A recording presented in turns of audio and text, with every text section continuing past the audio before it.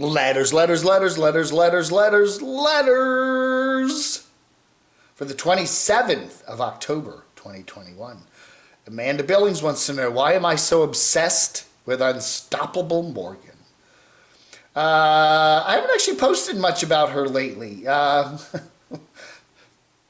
don't know. You know, when she posts videos, we find her very oddly compelling, and we do occasionally talk about her, but I talk about a lot of other nomads too. That's what my channel is. I review YouTube nomadic channels, and we've been watching Morgan for many years now, and I'm not really obsessed with her, but, you know, she does do a lot of stuff and talks about a lot of stuff that's worthy of examination and being talked about. So, I don't know.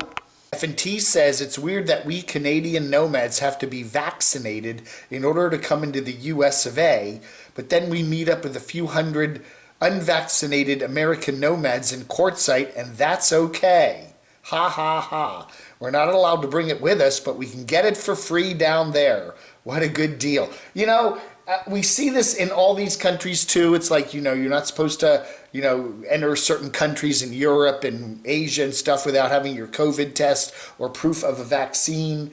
And yet there's people there that already have it. So, I mean, if you're entering a country where there was no cases of it, I could maybe understand that. But you're going to a place that already has cases of it, you've got to be free of it to go there, but you could get it while you're there. Timothy Painter, if being a nomad is about heart, you pass the test all the way. Isn't that sweet? I did a video the other day called Living the Couch Surfing Life.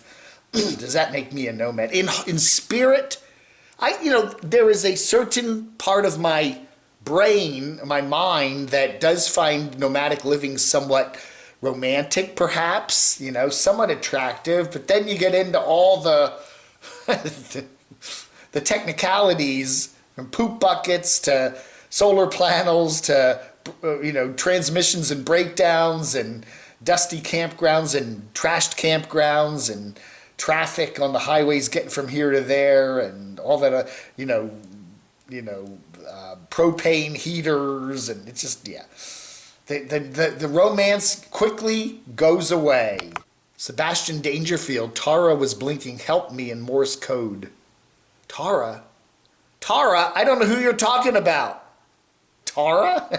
Brandon Stewart wants to know, are those Bigfoot air fresheners or ornaments hanging above the back of my car, little Adam, the back seats? Yes, I did get 2 Bigfoot air fresheners. They've long worn out. The wonderful pine scent has long worn out, but yes, they are hanging in the back of my car. I like them kind of bopping around back there. It's fun.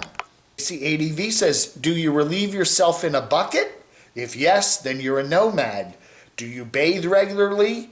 If yes, then you are not a nomad. That is the simple test. Stoic says, I think you're an official gypsy when you've seen the glass as half empty and then adapted your thinking to see the glass as half full. When freedom to roam is what fills your cup when you're homeless and despondent and revitalizes you as a traveler at heart. And therefore I consider that a gypsy is the same as a nomad. I am open to different thinking though. You know, I think Cheap RV Living Bob kind of touched on that. You know, you have to have a certain mindset if you're going to be a nomad / gypsy, whatever you want to call it. You know, there are good things that happen to you every day. There are bad things that happen to you every day. Which do you focus on? You know?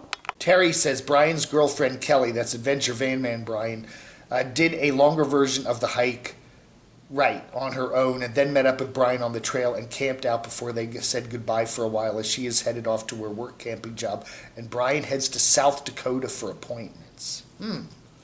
Well, you know, so we did see the latest from Adventure Van Man Brian. He was up in Michigan. He had just come across the Canadian border to the UP. Didn't he say he had to do, was he doing the beet harvest? There's that beet harvest that goes on there up in like Minnesota, Michigan, South Dakota, I don't know. A number of nomads go up there this time of the year for that, I don't know. South Dakota for appointments. So is Brian a South Dakota resident? Again, a lot of nomads are South Dakota residents because I think you only have to be there one night a week, and you can make a campground your legal residence, and there's very low taxes, and there's no inspections, vehicle inspections. I don't know. So Sebastian says Derek was paid an appearance fee for Lollapalooza.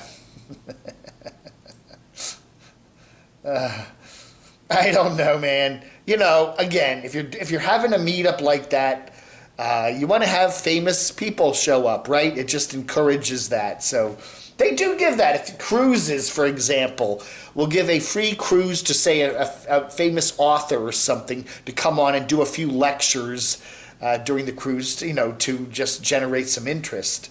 I don't know. I don't know. We'll have to ask Lola. Did Eric get a free camp spot? Did he get free food? I don't know. Whatever. Everybody at Lollapalooza this year seemed like they had a good time. And finally, Dina Redford says, Derek is Eric? Or is Eric Derek? I don't know, man. I don't know. Folks, that ought to do it. Letters and no more. Sometimes I do letters and more. This was just letters. Thanks for watching. Vlog Hunter.